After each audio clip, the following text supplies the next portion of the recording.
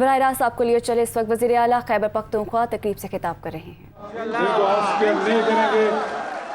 دوسری بات جو ہمارے ورکر شہید ہوئے، جو زخمی ہو چکے ہیں، کل ILF کے ساتھ میٹنگ دیا اور خان صاحب نے بھی ان کو بتایا تھا اور میں نے بھی آج ان کو بتا دیا ہے کہ آپ جائیں اپنے کاغذات ٹھیک کروائیں اور یہ 302 کا پرچہ ہم اس وہ کیا ہے بندر ہے کہ کیا چیز ہے وہ نام لیا وہ رانا پتہ نہیں ہے وہ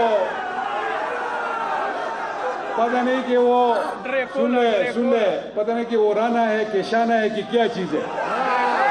اس کو ہم سپیئر نہیں کریں گے، بالکل سپیئر نہیں کریں گے۔ اس وقت تو میں پرامن جلوس میں گیا تھا۔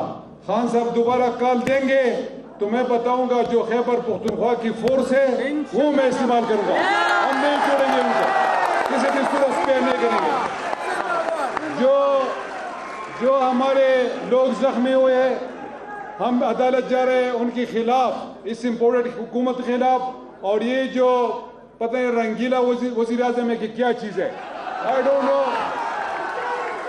عجیب سی چیز ہے۔ میرے خیال میں اس کو تو پہلے کسی سیکٹرز کو اس کو دکھانا چاہیے۔ یہ کوئی عجیب سا کیس، مینٹل کیس ہے، وہ مینٹل کیس ہے۔ کل وہ آئے تھے، مانسیرا آئے تھے، اس سے پہلے ایک منٹ سن لے، اس سے پہلے